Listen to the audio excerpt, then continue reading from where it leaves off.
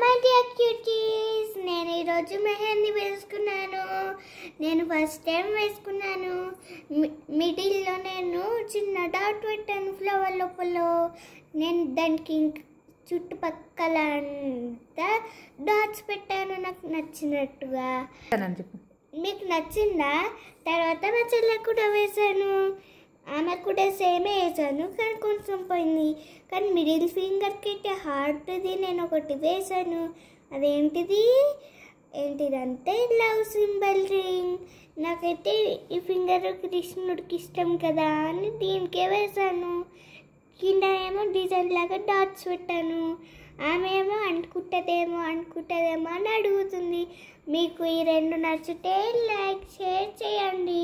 Video నచ్చితే like చేయండి. Bye.